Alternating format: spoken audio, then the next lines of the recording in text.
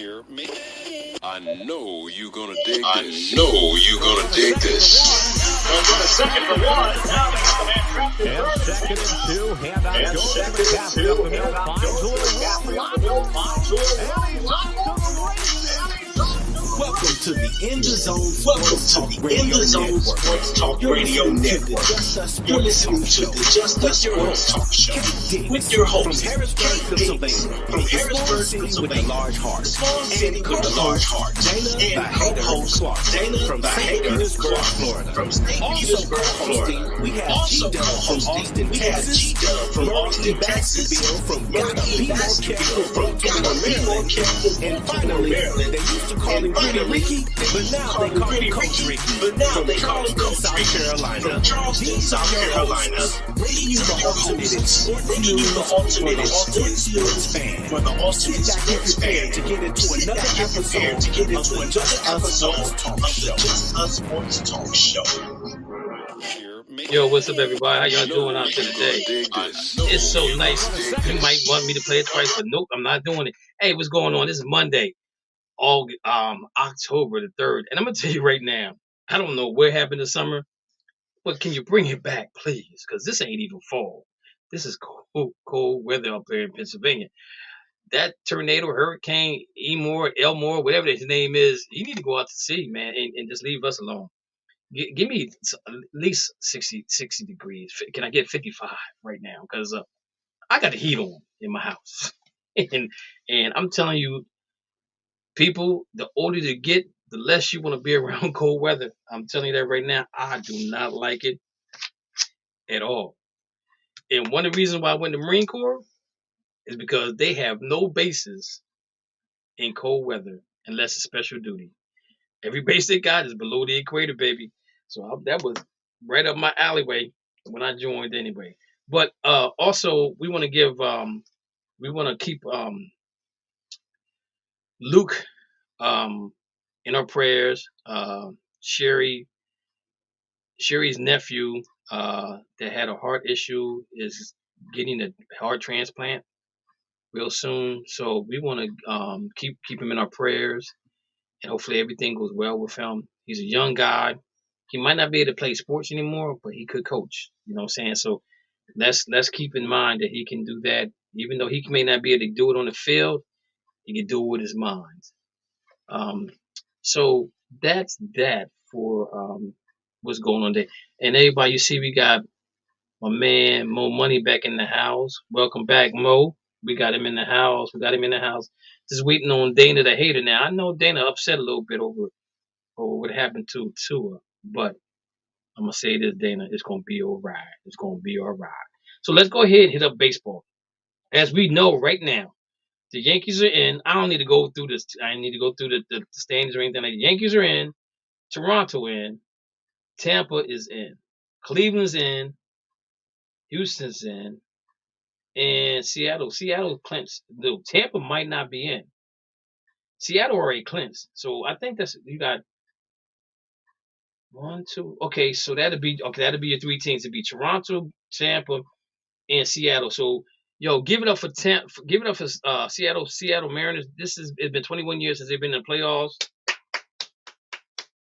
If I had a clapper, I would clap, but I don't have it on the thing, so I'm clapping up for them because I want to see Seattle get in this thing. I think the 12th man up in Seattle going to help them guys win a couple games in the playoffs. I'm not saying they're going to the World Series or anything like that, but you got to start somewhere.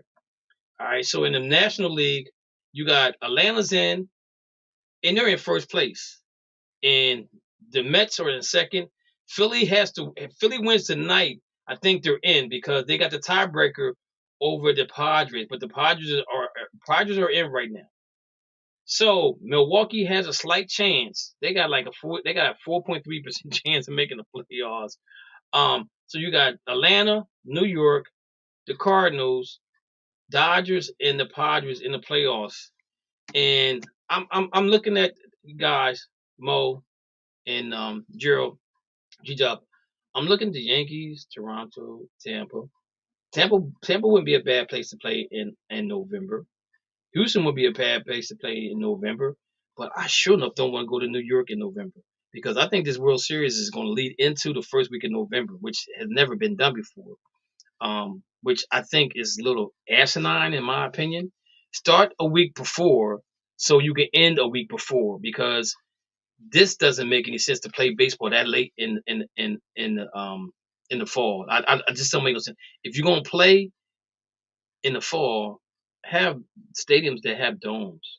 Um, that's all I'm saying right there. Because playing baseball in New York in November, possible snow, cold rain, that doesn't make a good. That doesn't make a good World Series. Like you want the Super Bowl to be in a perfect weather. Basketball, you ain't gotta worry about it, but you want football to be in a perfect weather. So why not do the same thing with baseball? Yo, commissioner, you got it wrong this time. You got it wrong. So before we move on to well, let me get this out the real. The Mets are in trouble because I think the Mets rotation is not equipped to play 3 games, to win 3 games. Because what's going to happen is you're going to get your best you're going to get your best 3 pitchers, and then you're going to move into the next series. And those 3 pitchers, probably one of them won't pitch until the 4th game, and it may not even last 4 games because now you got to pitch by rotation, or you're going to put them in there some kind of way because you're going to throw them off in a sense, because that you got to deal with the rotation of the pitchers. So you got your Mets going to have the 3 best pitchers in 3 games, and let's say they win 2 out of 3. Okay, the best case scenario for them would win the first 2, and not have to worry about the 3rd game. But just think about this: if the Mets have to play a 3-game series and they have to use all 3 of their pitchers going forward, that's going to hurt them because they're not built that way. They're not built. They don't have the rotation of 4 and 5 that could be a starter in the playoffs where it really matters to them. So that might be an issue right there for the Mets. I can't believe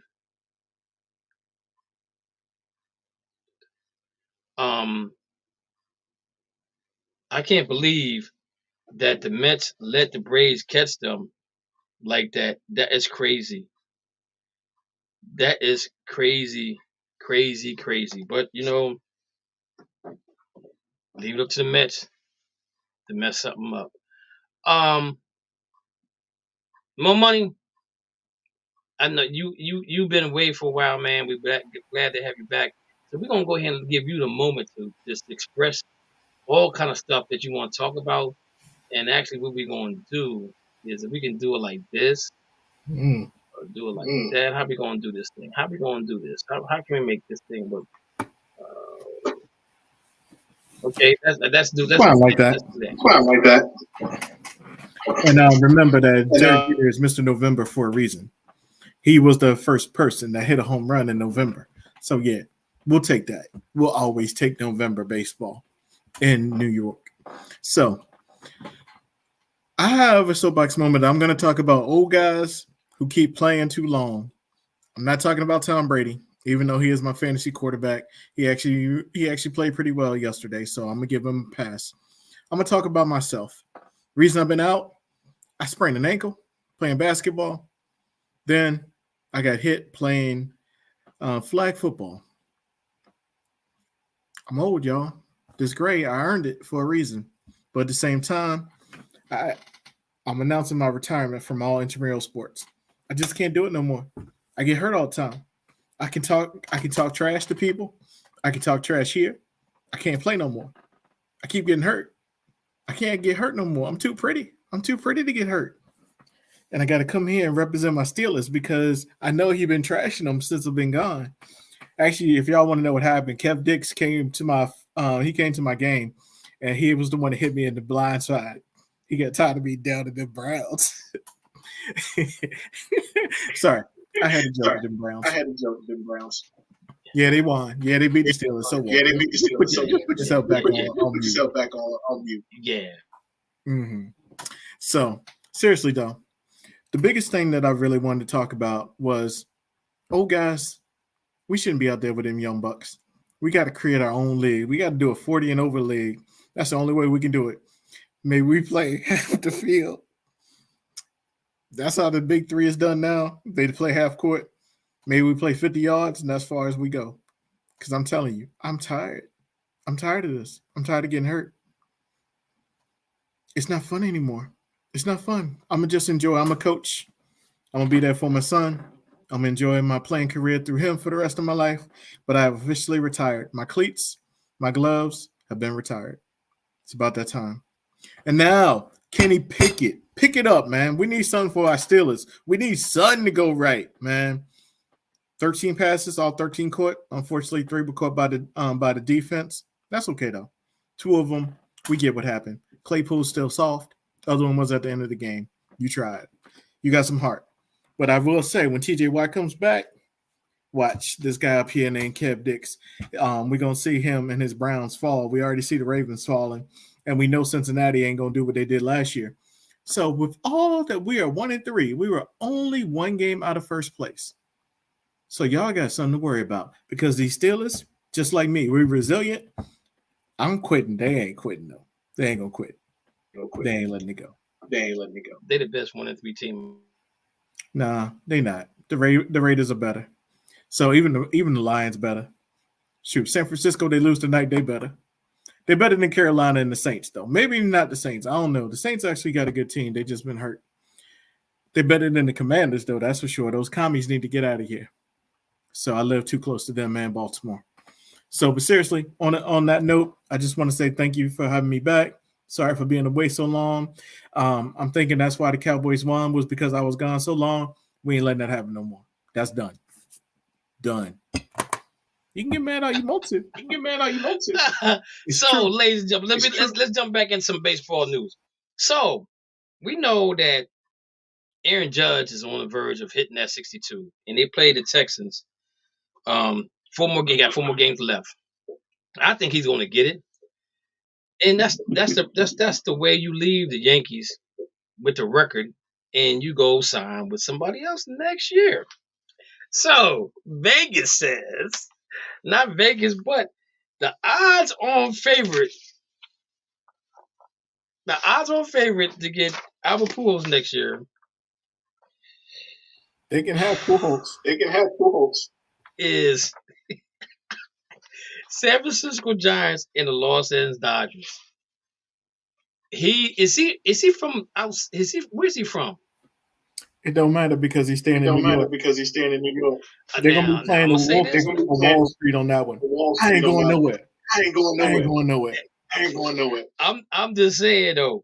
But it says most likely options is San Francisco and the Dodgers. I can't. I'm gonna say this. It'd be historical if he would leave the Yankees and go to anybody else. I'm be honest with you.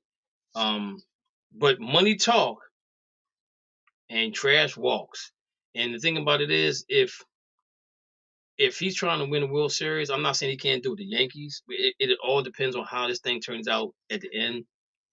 But I don't know. I'm gonna be honest with you. I don't know how the Dodgers are doing this, right? I don't know how they're being so competitive for so long, and being able to. They've been to 3 World Series, lost 2 and won 1, and lost to Atlanta last year. But the World Series against the Astros.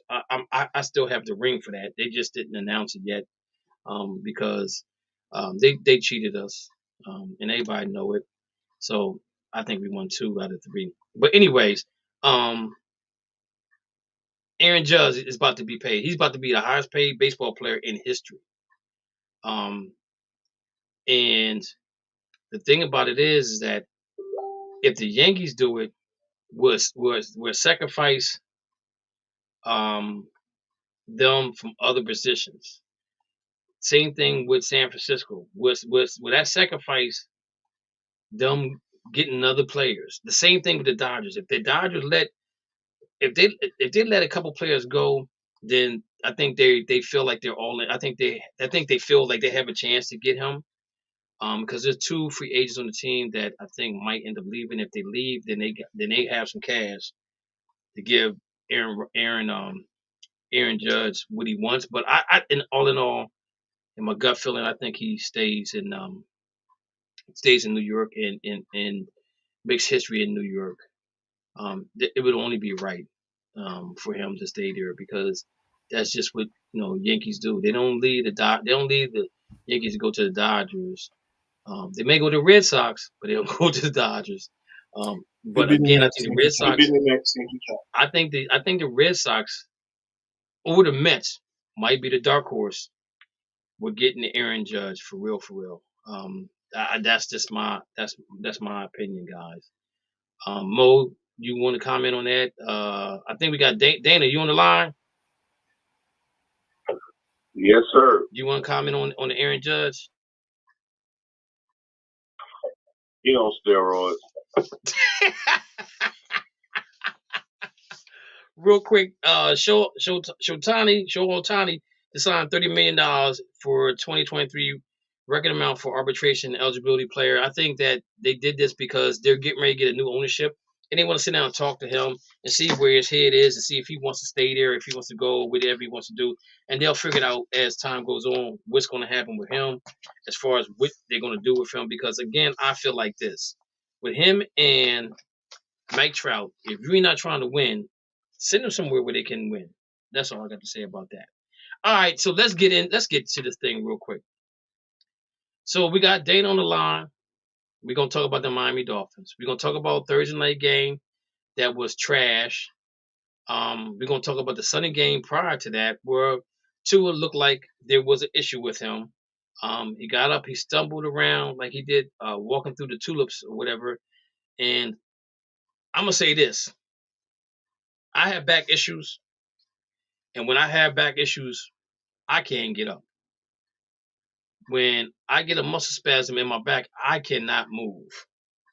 So I think that the little white lie they told came to fruition on Thursday night football, which was trash. Again, I'm all in getting rid of Thursday night football because it's no good at all. The guys get 4 days. They get Monday, Tuesday. Actually, they get 3 days rest. So when the game's over, they're probably on the plane to go wherever they got to go. They're there for like 2 or 3 days just chilling, depending on if they got to go to the West Coast, East Coast, wherever they got to go. They just chilling there. I think that it does more harm than good for the NFL to have Thursday night football. It was a good idea at first, but I don't think it's going to sustain because it's just not good football no more. Stick with Monday and Sundays, late Sunday nights, and we're good with that. I mean, if you want to go and do Friday night, okay, I don't have no problem with Friday night, but then you got to fight with high school football. Then you got to fight with some college football. You know what I'm saying? So do you want to? You're not going to disrespect them. So just stay away from Thursdays altogether, man. Because it's not good football. But anyway, getting back to the Tua thing. Go ahead, Mo. I don't understand why they haven't adopted the thing that's save it until after they have bye weeks. So if you have bye week in week 3, have the teams that actually have their bye week play on Thursday night. So that should be the way that it is all the time. I mean, you could even do it week 1, and then you can have some teams that maybe play early on week 1 and week 2. Maybe you have 4 teams play on Thursday, then they switch and play each other on the second week. Then they have a bye week, maybe take it off. Have that 1 week where nobody plays, and then every week after that, you have the teams have the bye week before they do it. It just makes sense. I don't understand why the NFL hasn't done it. Well, if they do it now, they got it from us because we come up with all the great ideas on this show on Just Us Sports Talk Radio Network. We talk about everything, and then they go back and listen. They be like, "Yo, go listen to these guys talk." Don't want to give us credit for a damn thing. But anyways, getting back to the Tua situation. So, Dana, I know the Dolphins is your team, and you probably looked more into it than anybody else other than myself. So, Dana, give me your thoughts and your feelings on the situation with Tua. And my question to you is this right here. Now that they're going to change the protocol for anybody that has concussions, does it make you think that players had concussions prior to this and they never said anything about it? But because of what happened to Tua, now it comes to the forefront because not only was he out the game, Brian Hoyer was out the game, and I think there was a third player yesterday that was out the game for concussion. So Dana, what's your thoughts on the concussion protocol Why change? Do you think that do you think the NFL did the right thing by firing the neurologist that Tua had in there? Another question is, do you think the coach overrode the doctor and had Tua playing? And I had another question, but can you answer those first for me? Okay. I think Tua should have never came back in that game in Buffalo. Your back has nothing to do. You hit your head. When you stumbled, I was like, oh, he done. I said, you need to sit him out. Okay, it's Buffalo. So, he's Buffalo. It's all right. And they wanted to win. So that doctor went.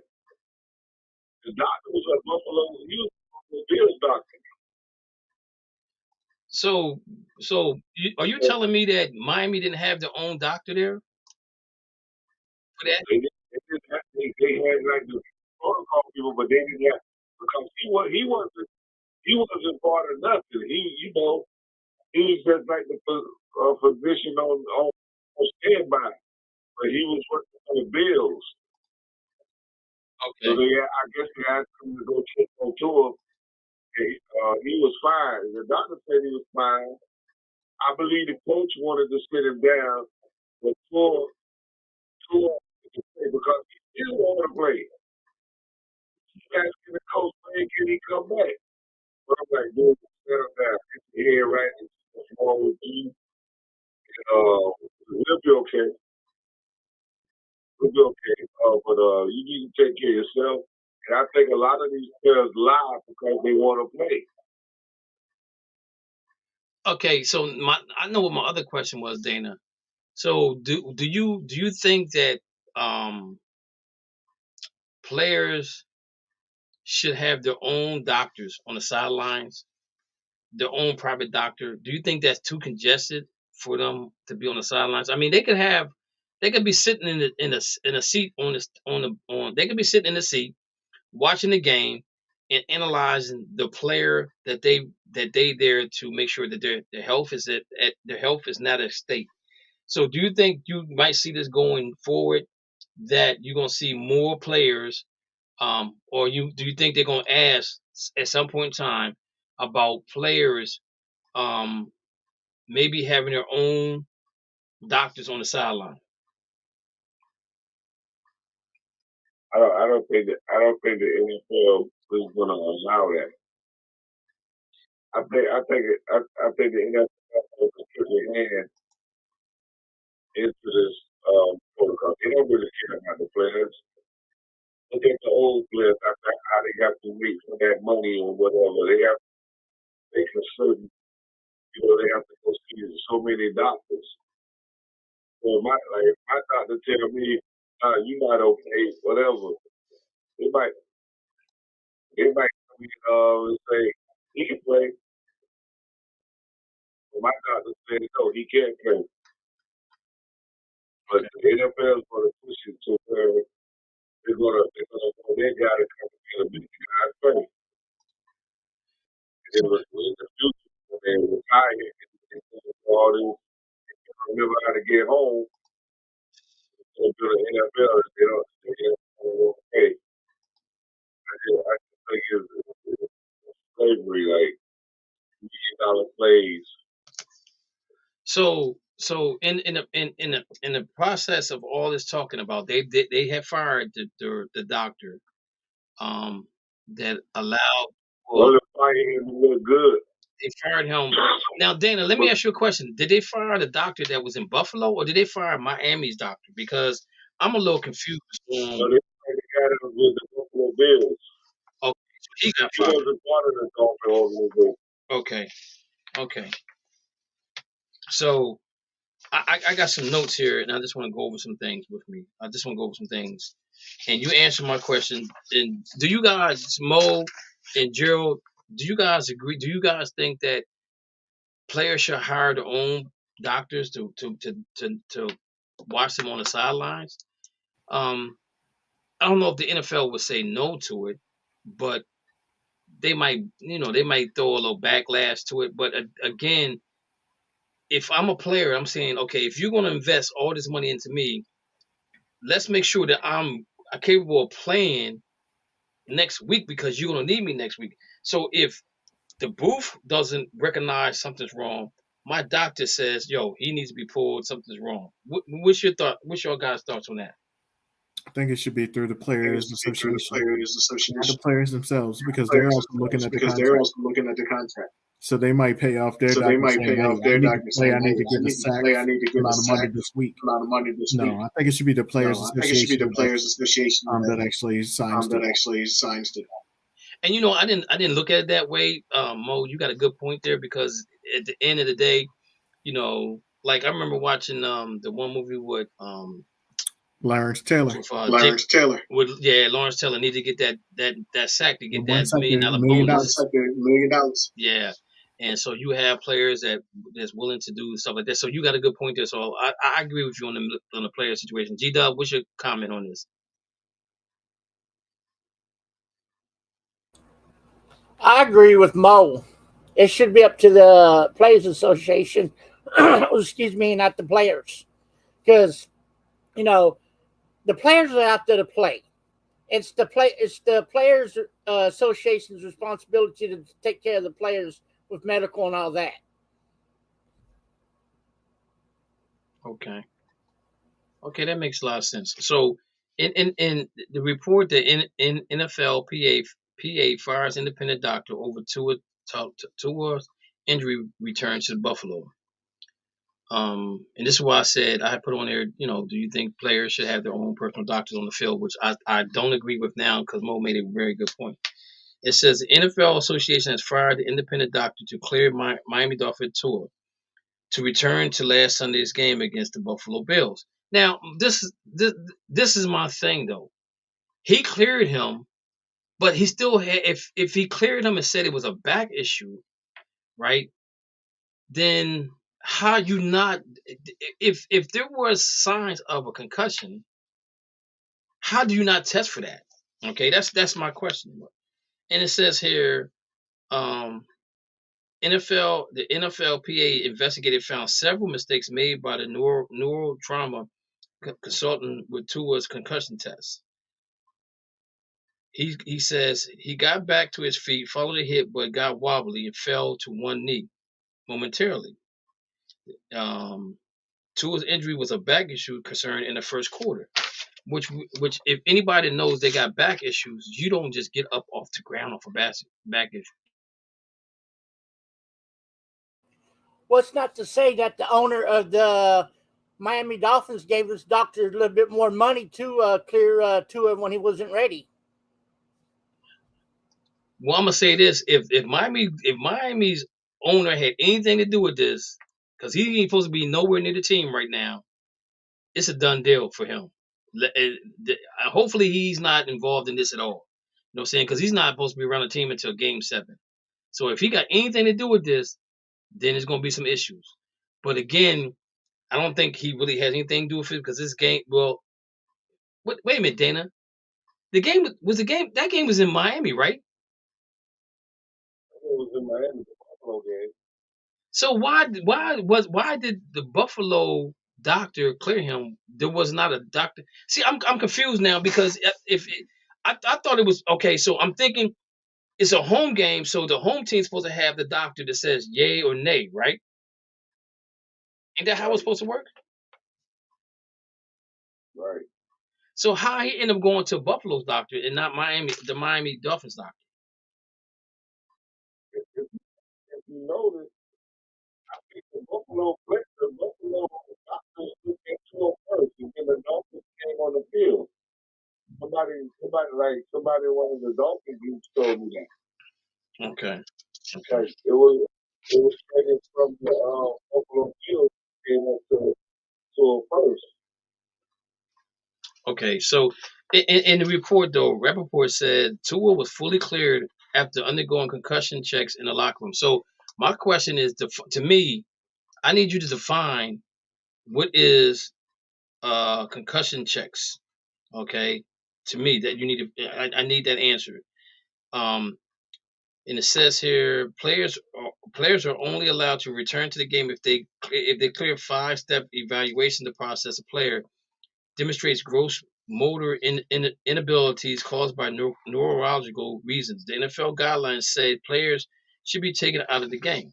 So, what I did was I went out and I looked and I searched and I searched and I searched and I searched and I found concussion protocol return to participation protocol overview. Improvement to concussion protocol. It says from 2018 season, the Head, Neck, Spine Committee made additional improvements on concussion protocol. Add to a third, UNC will monitor the broadcast video, which we already know about. The required evaluation of players demonstrating gross motor inabilities, stumbling or falling to the ground, then trying to stand up, determine the cause of inability. If a team physician is consulting with the sideline, the UNC determines the instability to be neurology caused, the player is designated to no-go and may not return to the game. All right. It says returning to participate in protocol. Every NFL player diagnosed with concussions may follow 5-step process before being cleared to fully practice or participate in an NFL game. This process developed for international accepting guidelines ensure that each player receives consistent treatment. Each player, each concussion is unique, and there is no set time frame for return of participants. The team medical staff considers the player's current consists of injury as well as a past exposure and medical history, family history, and future risk managing players. After the player has prognosed with progress with the 5-step process and clearly full participation by the club physician, he must be separated, cleared by the independent neurologist. They still ain't telling us what the 5 steps are. That's what I want to know. And this is not telling me that. And that's the key to these guys being released. G-Dub? I had a concussion at one time, and these are the 5 steps they look at. I don't know if it's the same as the NFL, but they look at stability, your balance, your ability to comprehend, your balance, and your speech. Now I don't know if that's the same as the NFL, but that's the concussion test that I went through when I had mine. Okay, What Mo. was the last thing that you said about what was it? Something about yeah. You Me? said G-Dub. It was what did you say was the last thing that they said? Okay. Coordination, speech, your ability to comprehend,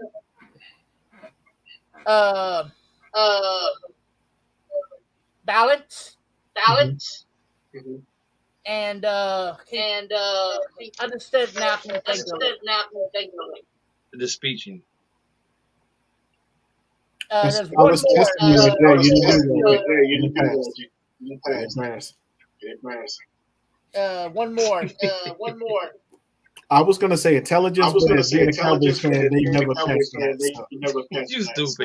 You stupid. So, anyways, they have not. These are things that they're not saying. They're saying it's 5 steps. So, what are the 5 steps? And that should be, and maybe I have to go look at the CBA to find out what the 5 steps are. But that's the issue I have because I'm thinking, and I'm gonna tell you this. I remember as I was in high school, I ran into a wall playing basketball. Right, I was going for the ball, and when I looked up, the wall was there. I hit the wall. Bam! I hit the wall. I was down. I got up trying to give my man a high five, and I kept missing his hand. And the coach was like, okay, Kevin, come on, go sit down. I'm like, no, I want to play. Nah, you go sit down. I think I had a concussion then because I don't even remember. I don't remember if we won that game or lost. I just remember running to the wall, going for the ball, and the wall was right there, and blam, I hit the wall, and I was out. You know what I'm saying?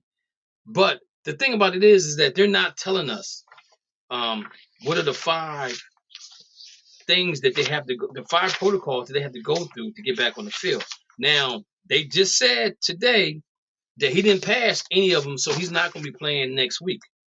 Okay. I think that's more of a precautionary situation with him than anything else, because I don't know if you guys saw his body seized up. And that wasn't a good, that was not a good look. You know, in the NFL, kept showing it, kept showing it. And I'm like, yo, be done with it. I mean, it like you can't, like, I'm gonna give you for example. To me, it was just as bad as when Joe Theismann broke his tibia, and you really didn't see the outcome of. You just saw when Lawrence Taylor grabbed him and tackled him. You saw it break. You know what I'm saying? But you didn't see everything else. But the TV screen, they kept playing it over and over. And that, to me, I think that was wrong, because you show it, be done with it, because at the end of the day, man, you were still talking about a human being, and who wants to play football, who wants to play football for as long as he can. They did the same thing when Dak broke his ankle. Exactly. And Jalen Ramsey had a good comment about it. He said, we're worried about what my uniform looks like. My pants are too tight. My socks not up far enough. He said, but we need to be worried about this right here. The protocol on this has to be, it needs to be adjusted. And it took this for Tua to happen for it to be adjusted. But how many times have players had a concussion and went back in the game knowing that they might not know they got it, but the doctors knew they got it, you know? And Yes. And the thing about it is, if you're a medical doctor, how can you allow a player to go back out there? You know, when he showed the signs, they get that money. You know, he's showing those signs that something happened to them. Then that's on your conscience for the rest of your life if that guy ends up dying. You know what I'm saying? Now that doctor with Buffalo, no. he's probably going to practice something else, but his NFL career is probably done. So he's looking to lose close to $1 million a year behind a decision he made. And I'm not saying he made the wrong decision, because Tua might have showed the signs that he could still play. But at the same token, we all know if you got back issues, you grab your back. He never once grabbed his back. You know what I'm saying? If you got back, I'm telling you, when I get back spasms, I just fall right where I'm at. And I try to brace myself. You know, my wife be like, babe, you okay? I'm like, nah, I just got a spasm in my back. Let me sit here for a minute, let it go away. You know what I'm saying? But that was never the case with Tua. And I want him to have a speedy recovery as well. But man, the NFL got to do better. Be better to do better. All right, moving on, guys. Done properly. It sounds like we got Lou on the line with us. So let me ask you guys a question. Let me ask you guys a question. Do anybody know who Desmond Ryder is? If you do, raise your hand. Don't say what position he plays. Do anybody know who a PJ Walker is? If you know, raise your hand. Don't say what position he plays. Oh, yeah, I know. I can't give you the other 3 because you already know who they are. But I want to introduce you guys. And out of these guys that I'm going to name, I think there's only one that still should keep their job. So PJ Tucker is the backup quarterback to Carolina Panthers. PJ Walker. Yeah. Desmond Ryder is the backup quarterback to the Atlanta Falcons. Kyle Allen is the backup quarterback to the Texans. Andy Dalton, who played this weekend, is the backup quarterback for the Saints, who will probably play again this week.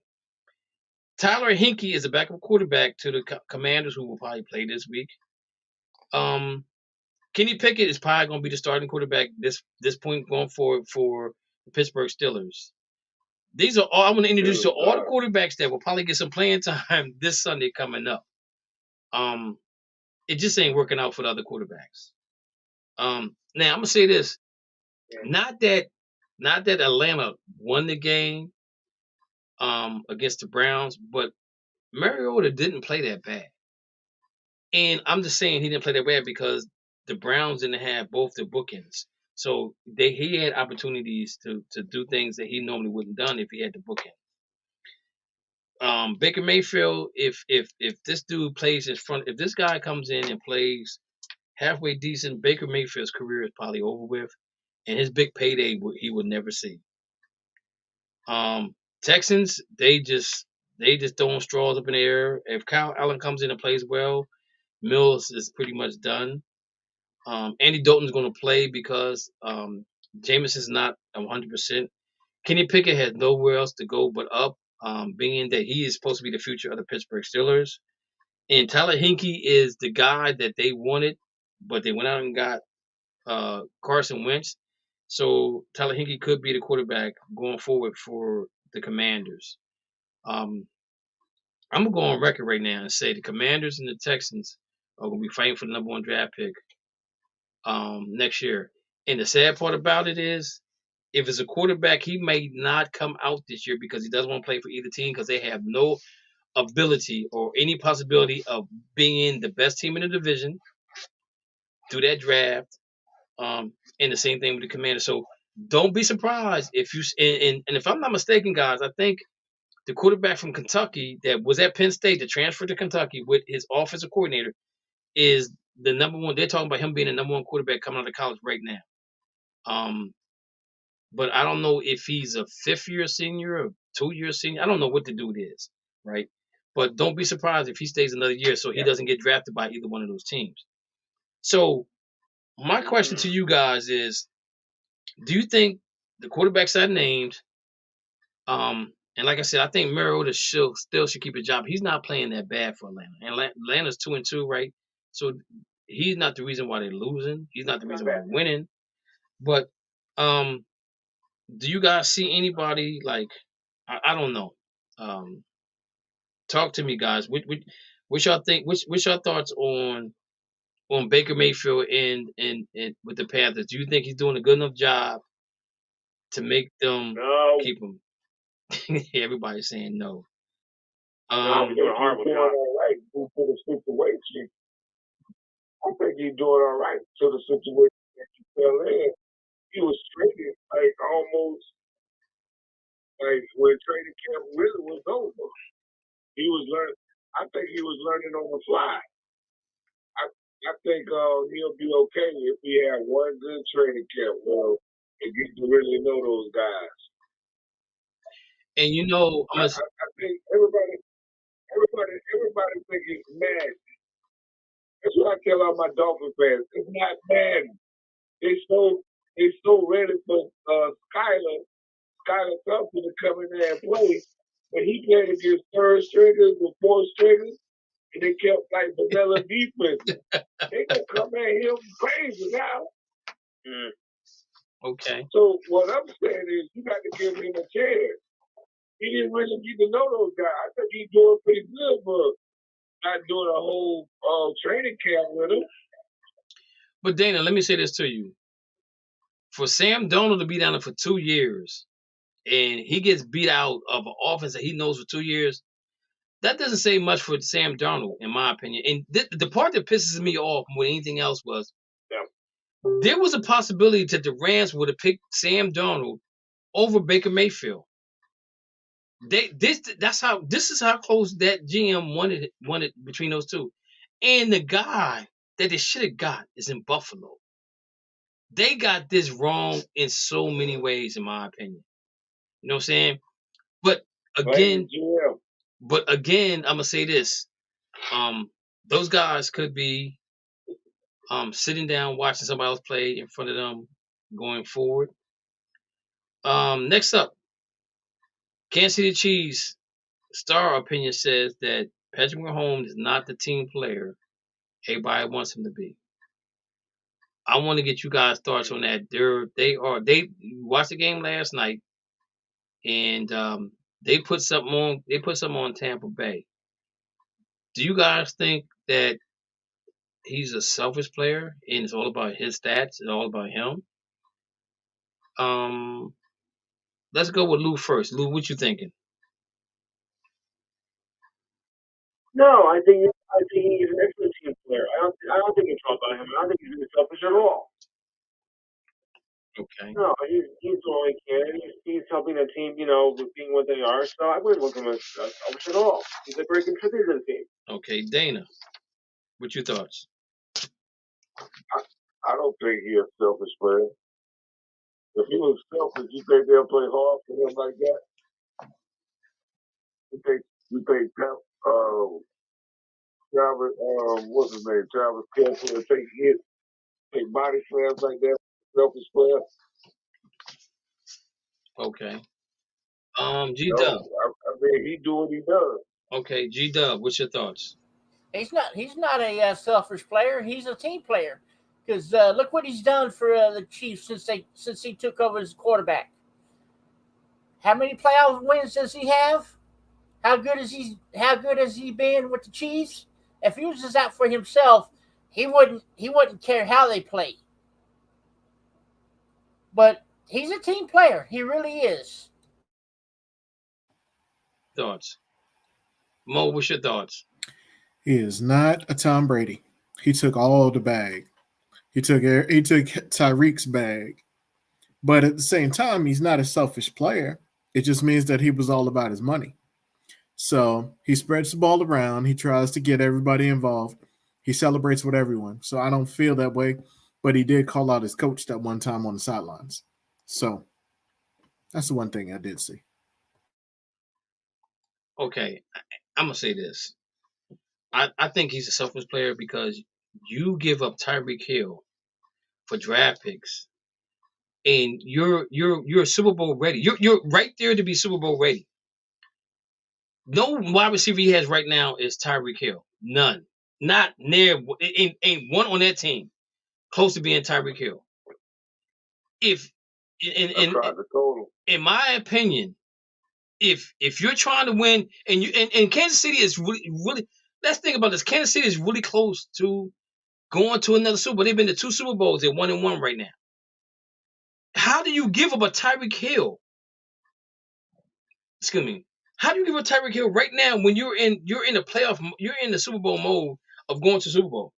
You don't give him up. You go and he got paid. You go back to the coach. You go back to GM and say, look here.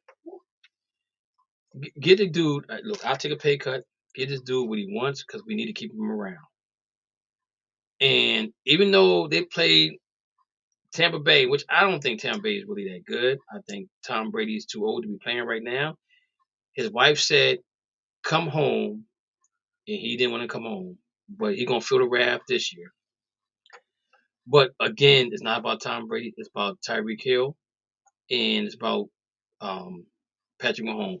If Patrick Mahomes really wanted to win Super Bowls, you keep Tyreek Hill. You pay him.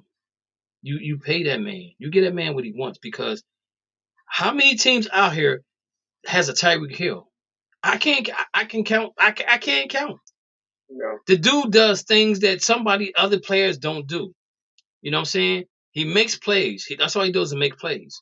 Look what he's done with the Miami Dolphins. Look how they are a competitive team with him because you double team him and then you have the other young boy the Miami Dolphins now he's getting off.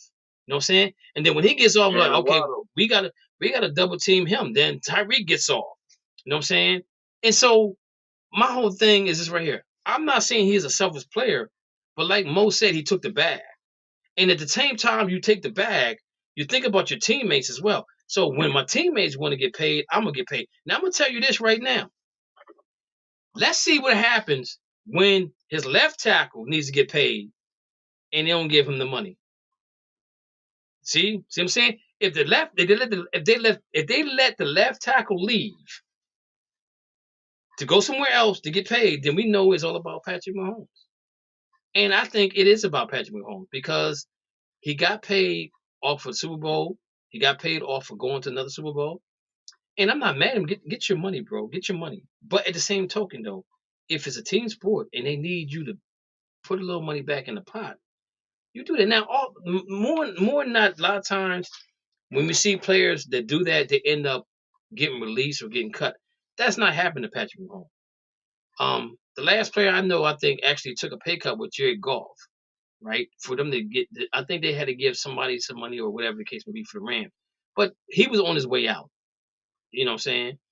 And I remember Marshall Faulk giving up money when they had got the big dude that kept getting his hamstring, Jackson. Oh yeah. When they got Jackson, he gave back money to them to give Jackson money, but the dude couldn't stay healthy because every time he ran 50 yards or more, he pulled a hamstring. So he was done for the season. But those are only two guys I know that actually gave money back to the organization.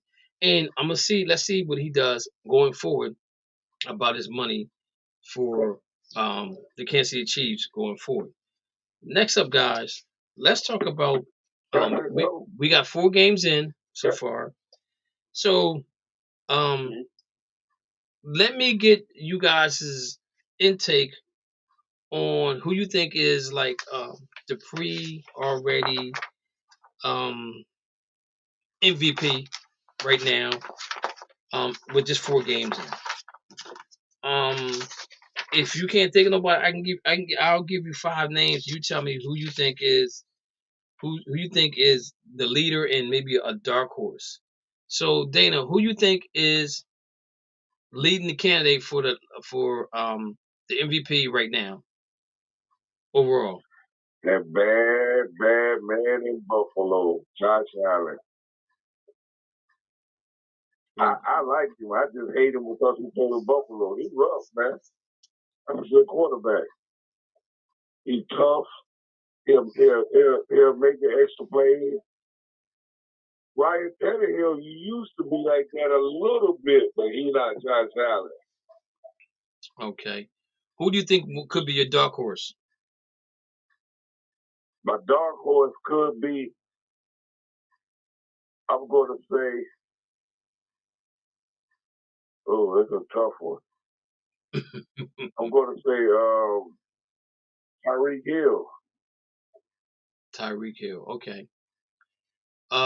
G-Dub, who do you have as your leading candidate right now, 4 games in, as your MVP, and who's your dark horse? Josh Allen. Josh Allen. Because that man's just balling out in Buffalo. My dark horse. Oh boy. I would have to say Derrick Henry. Okay. Okay, Lou, who you got for your leading candidate and your dark horse? Well, now I guess I'm biased with somebody I know, but I would have to go with Josh Allen as, the MVP. I mean, he's put up all the numbers, is, making Buffalo, what they are. I like Gerald's choice for dark horse with Derrick Henry. I think it's a dark horse to win. I agree with Gerald on that. Okay, Mo, got to be. It's got to be. I'm sorry, but you got to go with the team that's 4-0 right now. You got to go with with Jalen Hurts because he's actually showing he could be an NFL quarterback. They're 4-0 G-Dub. Yeah, the defense is carrying them, but the offense always gets it, and he's putting them great numbers. Dark horse, I gotta say this. If this team actually gets into the playoffs, Saquon Barkley. If the Giants get into the playoffs, he's the one that they're riding right now, and he's showing that he's back. So that's what I got to go with. Okay. To me, my leading candidate is Lamar Jackson because he need to get paid. And besides his coach being a knucklehead this weekend, Lamar is doing what he's doing. He's keeping that team irrelevant. The defense is trash right now. I don't know what's going on with the defense. Defense can't stop. They can't stop a runny nose right now. So I'm going with Lamar Jackson as my leading candidate, and I gotta go with Jalen Hurts as my dark horse. And I'm telling you right now, you guys, I've been riding with Jalen Hurts from day one, and I'm gonna tell you right now, I'm not an Eagle fan, but this kid is proven to the league that he deserves to be that starting quarterback for the Philadelphia Eagles. Now I'm gonna tell you this right now: if they don't pay him, he goes somewhere else. They're gonna regret this. Because they disrespected him and talked about how he's still what they say, what the word they say, interviewing for the job. He took this team to the playoffs last year, didn't have diddly squat. Diddly squat. Now you got some offensive players around him, and he's getting it done. They were down 14-9 at home against Jacksonville in the rain. In the rain. And Jacksonville's not a slouch team, nobody. Doug Peterson has got them guys to be a legit football team right now, right?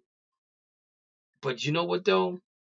I hope every time he wins a game, all the people that doubted him, get a piece of crow, get your toothpick, and start plucking the feathers off and start eating it. So that's, to me, those are my two guys that I feel MVP in my dark horse. So, coach of the year right now, I'm going with Nick Sirianni, who is coaching the Philadelphia Eagles. He's my leading candidate. My dark horse is Doug Peterson. And the thing about it is, guys, think about this.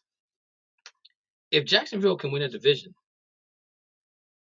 and it's likelihood, if they can stay healthy, Doug Peterson is that dude. He's that dude, right? He's that dude. So I'm going with the Eagles, and I'm going with Nick Sirianni. I'm going with Doug Peterson as my dark horse.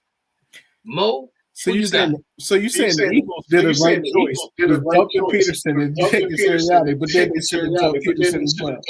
That's just funny to me. Well, but you know what though? I think the reason why Doug's not there is because he wouldn't listen to what they wanted him to do. True. That's the issue, right? To me, that's the issue right there. When that situation with Jalen Hurts and that lose the game, win the game type of scenario happened, he's like, I don't want to be a part of this. So I'm a bow out. You can fire me. You can do whatever. My guaranteed money's coming anyway, but I'm going somewhere else. I'm gonna go else to another program. I'll show you that how good a coach I am. But go ahead.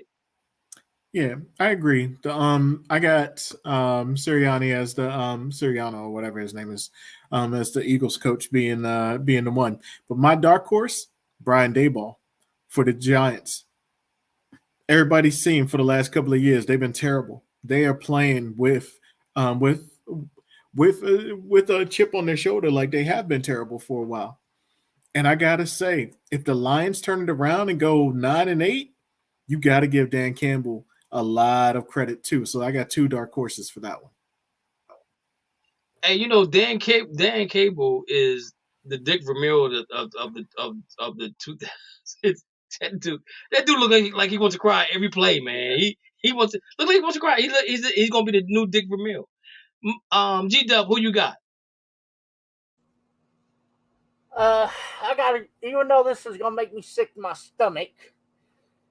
I got to say the coach of the Eagles, and I'm going to follow Mo on the two dark horses because I think the coach of the Giants, I think he's going to get that program turned around by the end of the year, and Dan Campbell, he's going to get the Lions up and running.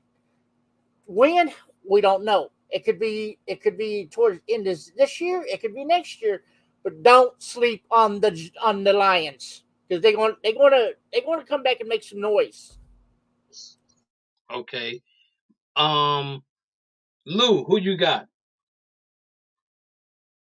Coach, I got to give it to Daboll. I mean, because nothing for the Giants to do well this year, especially after playing over the first game. But they have shown that they can be contenders in the AFC East this year.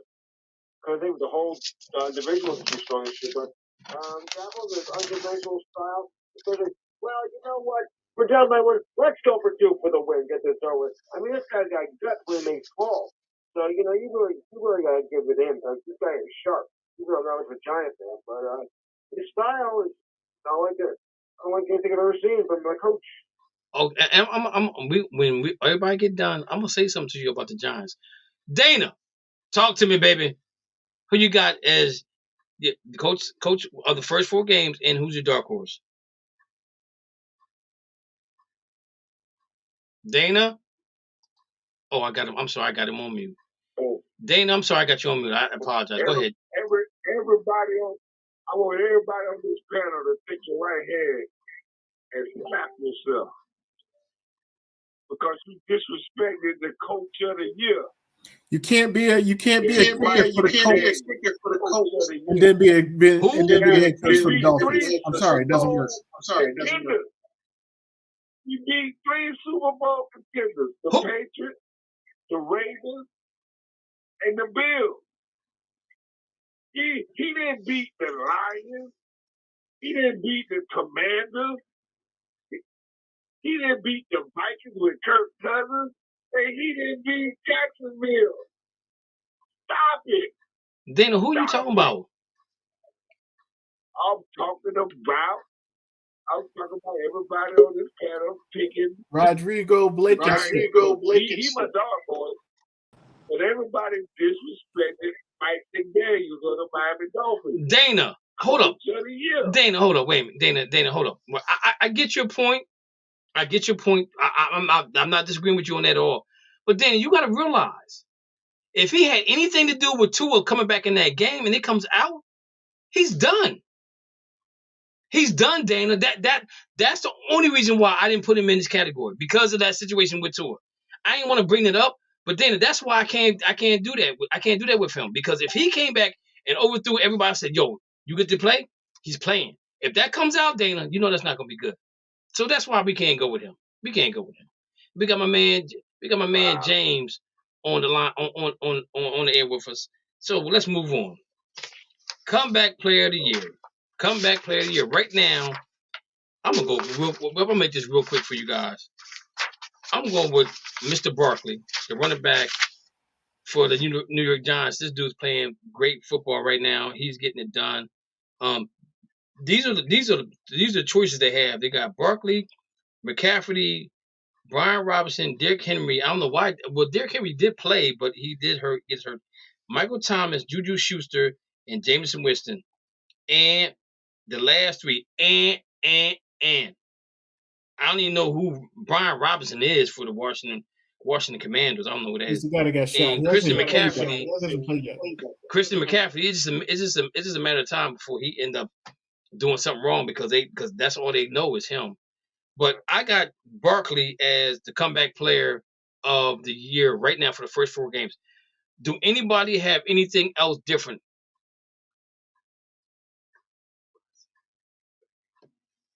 Anybody disagree? Nah.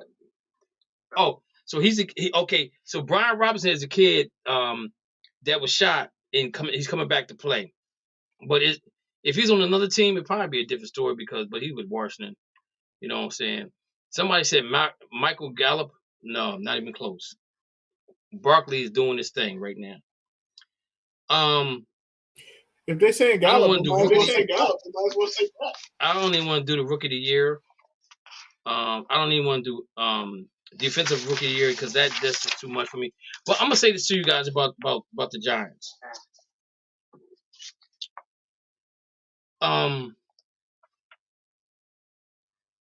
Do you think the Giants was a last place team last year? Do you think that they deserve to be in last place? Was there something that if it could have changed? Like I'm gonna give you guys for example.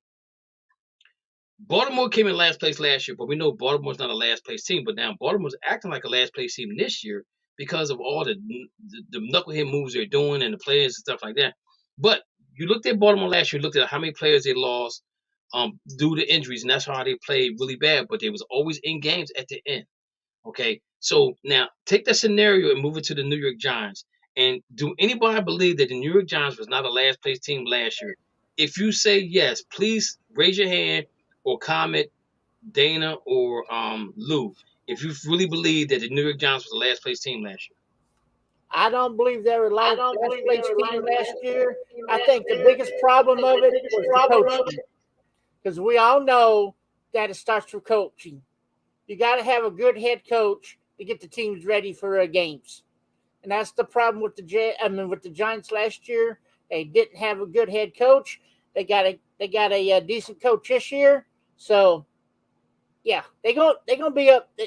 They're gonna be up there with the likes of the Eagles and the Cowboys. Okay, Mo, you had something you want to comment? They were a last place team because they didn't have Saquon.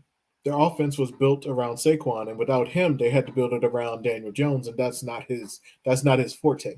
He's never been a leader, and that's the problem. This year, they're actually sharing it. If you look, less pressure has been put on Jones because Saquon Barkley is actually there, and they're letting him just actually build into the game while letting Saquon just show off, and that's the difference. They're a run first team, not a pass first team anymore. And that's all from Dabble because he actually knows how to put guys in a position to be successful. And the scary thing about it is Daniel Jones is very similar to Josh Allen because he can definitely run. We saw he just tripped in that last time when he actually had an 80-yard run. He could have ran for a touchdown. But the problem is people don't realize that Daniel Jones is athletic, and it's scary. If he taps into his and gets his talent and can actually harness it and get it close to Josh Allen, that's a scary team. That's a very scary team. We got some. I don't know why I can't get this. Let me try this again. Get my page up here, my Justice page, because it look like we got a lot of action going on in the Justice page. Okay, so here we go. So we got a couple people that chimed in. I can't see them right now, but somebody said absolutely, and there's a last place team.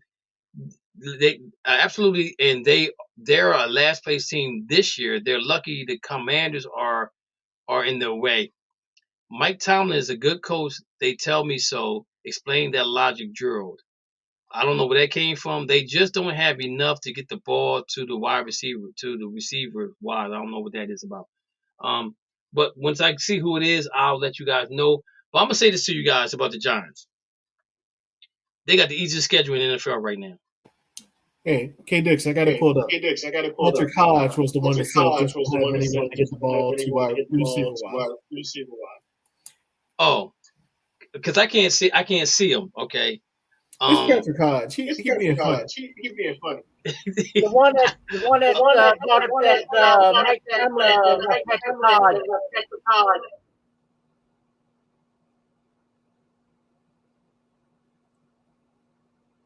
Say that again, Gerald.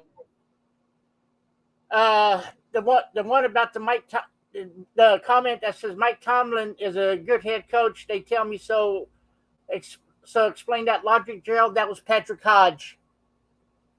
Oh, Patrick out here. He out playing. Hey, so I don't know if you guys know this, but me and Patrick do a show on Sunday nights called Tomato. So you guys are welcome to come on as well and harass us as much as you can. We only on for an hour because football is still on. But Patrick's tripping. Really, he really is tripping right now. So getting back to the Giants, they got the easiest schedule in the NFL. Right? They have the easiest schedule in the NFL. And I'm gonna say this to you guys: the Bengals had the easy schedule last year, and were they actually a last place team because they lost Burrows and they lost a couple other players during the season, and they end up being where they're being. The reason why I'm bringing this up right now is because this is what has been written. On September 30th, 2022, the 5 most disappointing teams to start the 2022 NFL season. At number 5, the Los Angeles Rams. They're the most disappointing team. Now, I'm gonna give you the information. You guys gotta regurgitate this because I'm coming back to you. But they got the second hardest schedule in the NFL. Number 4, Cincinnati Bengals. They got the 7th hardest schedule in the NFL. Number 3, Arizona Cardinals. They have the 8th toughest schedule in the NFL. Number 2, Los Angeles Chargers. They got the 12th toughest schedule in the NFL. Number 1, Las Vegas Raiders. They got the 3rd toughest schedule in the NFL. Now, out of those 5 teams, the most disappointing team to me is the Raiders. I'm really disappointed in them because I thought they were going to be tough.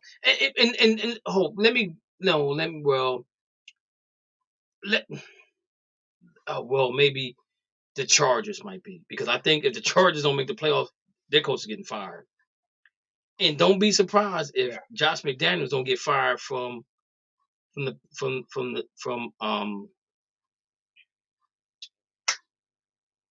team, the Raiders. Don't be surprised if Kingsbury don't get fired from the Cardinals, right? But all these teams have the toughest schedule, right? And when was the last time you seen both teams that won the Super Bowl was in the top tier of the toughest schedules? So this is what we have. Kansas City has a tougher schedule. The Rams, the Raiders, the Steelers, the Texans, the Jets, the Bengals. All those teams have tough schedules. Out of those teams, you only have 2 teams that have a winning record. The Rams and Kansas City. Everybody else are 500 or less, right? But you look at the top of the schedule, the teams that got the easiest schedule is the Giants, the Eagles, the Colts, the Bears, the Lions. Out of those 3 teams, the Bears are 2. I think the Bears are 2-2. I think. And the Colts I thought was going to do better. The Eagles are definitely taking advantage of the schedule, and so is the Giants. And so that's why I brought that. That's why I brought that to you guys' attention. So if anybody want to comment, raise your hand or say what you got to say, and I'm gonna look at some of the comments that's being said. So you know how you give orange slices out at halftime. Is this Patrick? Kevin, stop it. Every year the Super Bowl finalists have the toughest schedule on. No, they don't. I disagree with you. Look, go back and look at the Patriots. When the Patriots won the Super Bowl, they didn't have the hardest schedule. Because their division sucks. Tampa Bay didn't have the hardest schedule when they won the Super Bowl either. Because their division sucks. So that's my whole point. So, but the thing about it is, if you go back, if you look at with this right here, what I have right here, they're basically saying that most teams are going to have about 10 to 11 wins, which is going to make the season really, really inquisitive if we do things like this. G-Dub, go ahead. I'm sitting here reading one of the comments from Patrick. It says, I'm spitting fire memes. Damn, Dana, being a homer and McDaniels for Coach of the Year, he must have thought you said Thug of the Year. Yo, Patrick need to get on here, man. He's tripping. He's really tripping. He's really tripping. But you get what I'm saying though, is that I'm really looking at this thing and I'm analyzing. I'm like, yo, so the dude that wrote this, I'm looking at this paper. I'm like, yo, I did my analyzation. I went back and looked at everything, and I realized, I'm like, yo, he really giving it to these 5 teams. But again, that's why I brought up the thing about the Giants. But and Mo, you made a really good point, because Saquon is if Saquon's not that dude for them, they're not going anywhere. And the thing about it is he going to get that big payday right now? Is the question. Is he going to get the big payday? You guys got any comments or concerns on this right here, real quick? We got about 15 minutes left. Man, the Chargers were my Super Bowl team. So I feel bad the way they got stomped by Jacksonville. Wait a They got stomped. It was ugly. It was really ugly how bad they got stomped. So they got to show better. Is it that Bosa that got hurt? Because I think Joey Bosa got hurt again. Always getting hurt. Always getting hurt. You talking about the Chargers, right? Yeah. But see now, this is where it gets me though, guys. They get that behind handed to them by Jacksonville, and the dude's supposed to have bad ribs. Then comes back the next week and this sets the field on fire. Somebody lying about something. Because how you gonna be that bad one week? And if you got Ribs don't heal in 7 days. I'm sorry. It don't heal in 7 days. They don't. Not 7 weeks. You know what I'm saying? It takes a while for that to heal. So, okay. So let's we did some football. We got about 15 minutes left.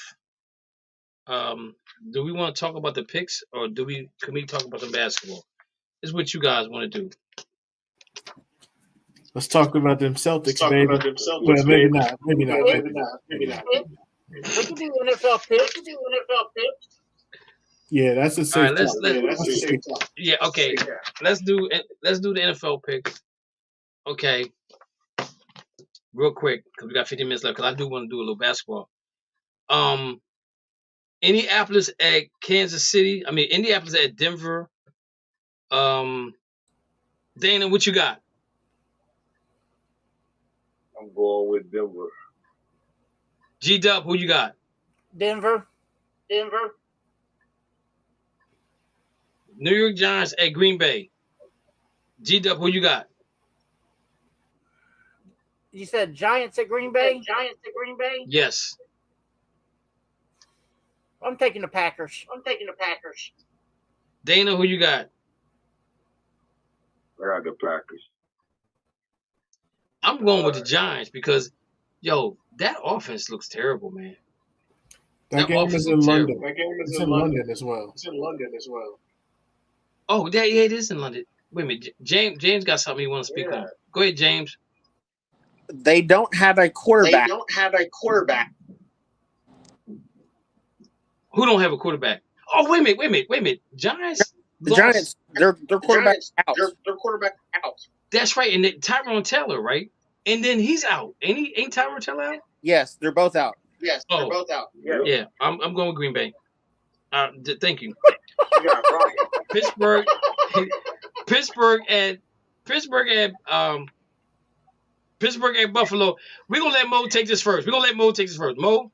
Kenny Pickett is going to make it where it's going to be 42 to 15. Bills. I got Buffalo.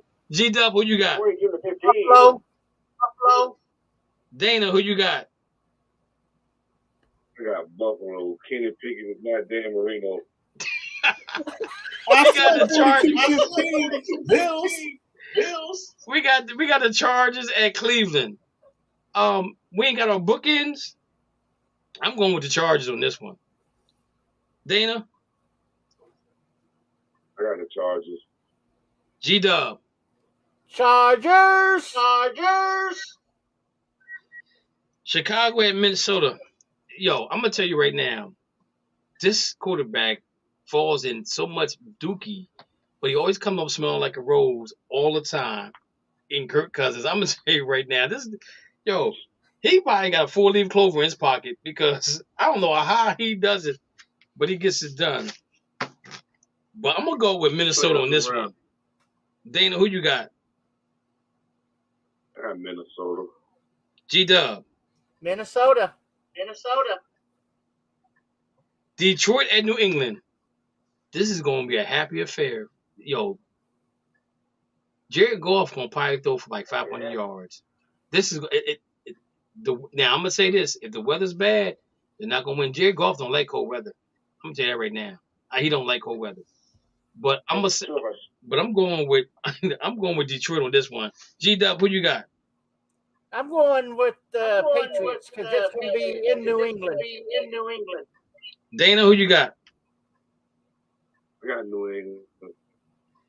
Seattle at New Orleans. I'm going with Seattle because I tell you what, believe it or not, Geno Smith might be in the conversation. If they play well enough to be like 9-8 or something like that, he's playing well enough to maybe be considered in the comeback player of the year award, in my opinion, because he got Seattle playing really good football right now.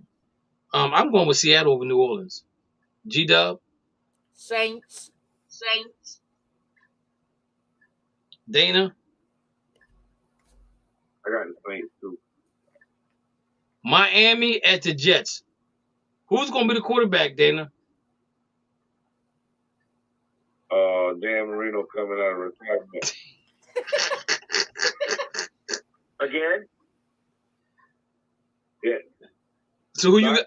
Teddy. I got Miami. Okay. You still ain't told us who Teddy Bridgewater gonna be the quarterback, right? Yeah, he's gonna be the quarterback. Okay. G-Dub, who you got? Miami. Okay. Atlanta at Tampa. G-Dub, who you got? Atlanta, Tampa. Going Bucks. Dana, who you got? I got Tom Brady. Come on, Donald. Giselle wants you to come on. Tennessee at Washington. I got Tennessee. Dana, who you got? Tennessee. G-Dub, who you got? Okay. Yo, it's gonna be. I'm telling you, it's gonna be a fight between them and the Texans who get the number one draft pick. And if it's a quarterback, he's not coming out. Houston at Jacksonville. I got Jacksonville. Dana, who you got? I got Jacksonville. G-Dub, who you got? Jacksonville. San Francisco at Carolina. This is gonna be an ugly game. I think this might be I think by halftime, Baker Mayfield's out of this game. I got San Francisco. G-Dub. San Francisco. Dana. San Francisco. This should be. I don't care what nobody say. I don't know who made the schedule up because this is a bunch of nonsense. Somebody got hoodwinked, but bamboozled, ran amok the whole 9 yards. Yeah, great. Dallas Cowboys at the Rams. I got the Rams. G-Dub, who you got? I gotta go with my Cowboys. Dana, who you got? Okay. Yeah, guys, come on. Who you got, Dana? It's over after this. It's over. Stop it, Dana. Go root for your Philadelphia at Arizona. I got Philadelphia going 5-0. Dana, who you got? I got Philly. G-Dub. So thank for you, G. Philly. Cowboy fans killing me here in St. Pete. Cincinnati, Baltimore. Baltimore can't lose another game at home. This would be 6 in a row. They can't lose another game at home. I got Baltimore. G-Dub, who you got? Baltimore. Dana, who you got? I got Cincinnati for the upset. Oh, Georgia. Las Vegas Raiders at Kansas City. Kansas City look like they're rolling right now. I'm going with Kansas City. G-Dub, who you got? Kansas City. Dana? Mahomes and them. Okay. All right. So that's our picks for that's our picks. So who said wait, you don't want to talk about the Celtics? Who said that? Somebody look and see. What's that? That was Mo. Oh. I said So, maybe we don't want to talk about it. Okay, guys. So what you guys can't compete in this, but I'm gonna put it out there again. I put it in the thing as far as the bonus question, and nobody seemed like they had to answer it. I need to know in the last 10 years who is number 10 in wins. That's the question. The other question was who's number 6 in wins in the NBA as a player. Who's number 10 as far as wins in the last 10 years? And who's number 6 in wins in the last 10 years? All right. If you guys know it, inbox me and let me know. But if you listen to the show, or you're on the chat, I'm gonna give you an In the Zone T-shirt, and then I'm gonna give you our new improved tomato shirts. So you'll get that. You get 2 shirts that you can wear, representing In the Zone Sports Talk Show Network. If you can tell me, you have to inbox me, whoever it is, because I may use this question again. In the last 10 years, the most wins number 10 and number 6. And if you figure it out and you inbox me, and I'm gonna be honest with you, the first person to inbox me the answer is going to win. And I'll tell you that you won. I'm not going to be biased about nobody else. And I got a couple inboxes right now, so let me just check and see if that's none of them have brought the answer to me yet. So I'm just bringing that to you guys. This is fun. This is a fun fact.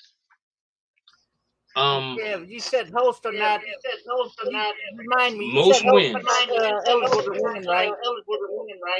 In the last 10 years, who was number 10? Who was number 6? No, I'm talking about you saying that we can win it. We're host. No, you can't win. Let me see. We got 4 minutes left. So I didn't get a chance to do the article. I mean, I did get a chance to do the commercial because we took a half an hour off because I was out videotaping the JV football team here. But Ron Rivera has been promoted to the top head coach that's on the hot seat right now. He is probably won't last 6 games. I've never known a team to get rid of the coach and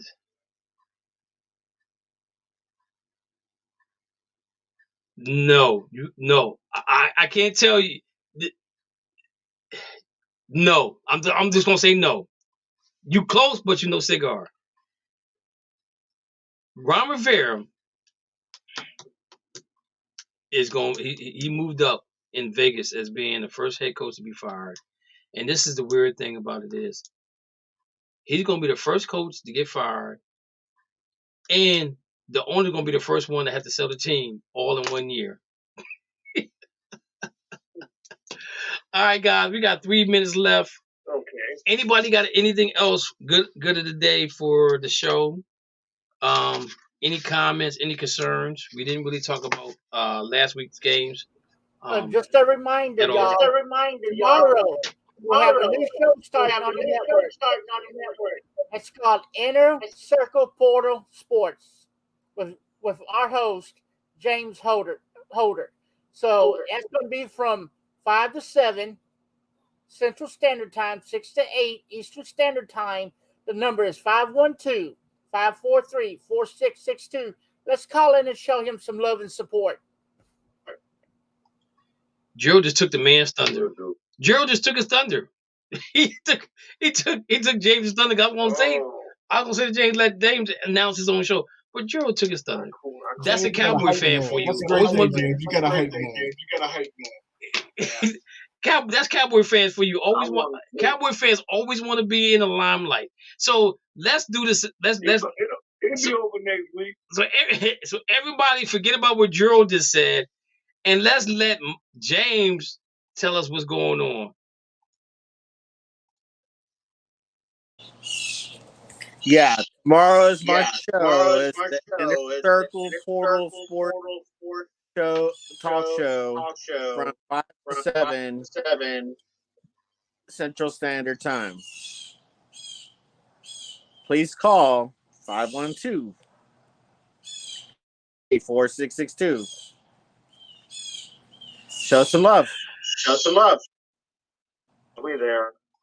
Thank you, James. And for the East Coast time, that would be 6 to 5. He said 5 to 7, 6 to 8 East Coast time.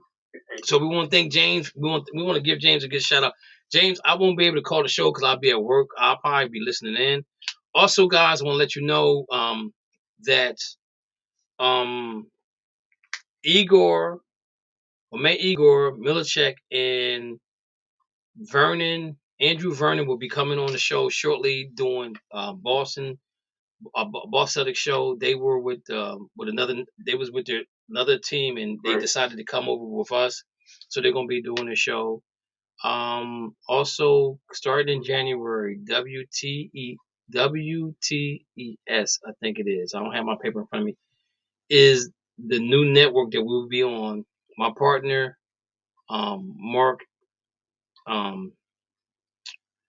Mark Smith has purchased a radio station, so we will probably be doing a lot of live shows, a lot of recorded shows. So we're moving up like the Jeffersons. We're trying to make things happen in the background.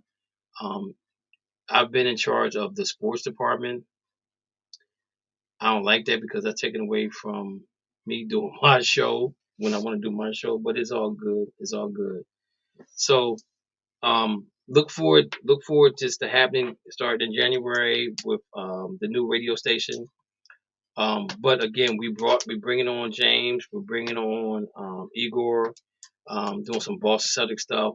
If you have the desire to talk sports and you want to have a show, this is where we give you opportunity to do that, and we have a lot of fun doing it. We None of us has ever did this before. We all learning off the cuff. It's definitely me. I'm trial and error with everything I do when it comes to what I do, how I do it. I just figured out how to do the YouTube thing, so that's something that we have going on. Again, let's welcome my man Mo Money from Baltimore. Mo back in the house with us, and so we look forward to having the next couple months we're gonna do some great things. Got some great stuff going on. We're just gonna have a lot of fun with this, man. That's all we're gonna do with that. So, if anybody don't have anything else to say, we're gonna I have something. Go ahead, Dana. You beat up Patrick Mahomes about Tyreek. But you didn't say nothing about Aaron Rodgers doing that to Devontae Adams. Well, but Dana, you know why I didn't say nothing? You know why I didn't say nothing about Devontae Adams? Because Devontae Adams was already leaving. They said they had Devontae Adams said that him and Aaron Rodgers had a conversation before he came back and signed that contract. And Devontae Adams said to him, "Good luck for that, but I'm leaving." And he said, "I appreciate if you keep it to yourself." So Devontae Adams left, and and I don't know if it had anything with Aaron Rodgers or not, but that's why I didn't bring that up because Devontae Adams had already, and I think even if Rodgers wasn't coming back, Devontae Adams was leaving anyway. Because if you got Love back there as your quarterback, you're basically not a contender right now. You know what I'm saying? At least with Rodgers back there, they some type of contender. But again, if you look at the Packers, something's missing with that team right now. It really is. It may be Devontae Adams, it may be something else, but they don't have it. You know, I said they struggled against a third string quarterback with the Patriots, and they went in overtime. That should have been an easy win for them. You know what I'm saying? So that got to question how bad is your defense, or how good is the third string quarterback for the New England Patriots. So that's why so that's why I never said anything about that, because I read with Devontae Adams like, good luck, thank you, good luck with your cash money. But we already know that Aaron Rodgers is selfish. Igor, he don't even speak to his own family. So you know what I'm saying? He when he goes out, he says table for one. It's simple as that. So anybody got anything else? Another one too. Who? I have one more. Go ahead. Maybe I don't think Mahomes like Tyreek like everybody. I don't think the off the field met on the field. Okay. That could be a possibility. That could be a possibility that they didn't get along off the field. You know what I'm saying? But if they made magic on the field, that's all that matters. If Tyreek wasn't getting in no trouble, then there's nothing Mahomes can say about it, because I know you played sports in high school. You didn't get along with everybody. There's guys I played basketball with for 4 years. I couldn't stand their guts. I'm being honest with you. I didn't like their lifestyle outside of basketball. But when it came to the classroom, I'm like, yo, do you need a tutor? Because you suck. You're ineligible. So we gotta get you right to play basketball. You know what I'm saying? And when basketball season over with, I was like, yo, dude, you on your own right now. You got to figure it out on your own, because I'm running track. And if you're not running track, then maybe I'm being selfish about the situation, but I want us to have the best players on the field. But when basketball season over with, and my friends that I hung out with on the basketball team didn't go to class, that was on them. So I mean, you do got a point there, but I think that more or less it was again, we'll see coming forward because there are a couple players on that team that left tackle are going to need a contract. Let's see what happens with him on that right there. So tonight we got the Rams versus San Francisco. I got San Francisco winning this game because it's in San Fran, and they got Jimmy G. Jimmy G wins when Jimmy G only wins when it don't count, which is in the playoffs. The Rams, they need to get Dominic Sue back there because my man needs some help on that line because Wagner, I don't know if he's getting into the flow or not, but that something's wrong with that defense. And they got some young guys at the defensive back as well. I'm going with San Fran. I think San Fran got the number tonight. And but after that, I think they're gonna go on the road. They're gonna win like 6 in a row. So with that being said, guys, you guys have a good night. Thanks for hanging out with me again tonight. Had a lot of fun. Talked a lot of sports.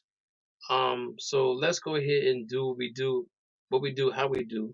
Thank you for listening to the Just Us Sports Talk Show. You have been entertained in the sports world by Harrisburg, Pennsylvania, the small city with the large heart. Dana the Hater Clark from St. Petersburg, Florida. D-Dub from Austin, Texas. Murray E. Baskerville from Beemore, Carroll, Baltimore, Maryland. And Coach Richie from Charleston, South Carolina. Remember, we love Glass House, and we do live in Glass House. Make big-time players, make big-time plays, and big-time games. Stay ready to be ready. All right, gentlemen, y'all have a good night, man. God bless and be safe. Thank you for listening to the Just Us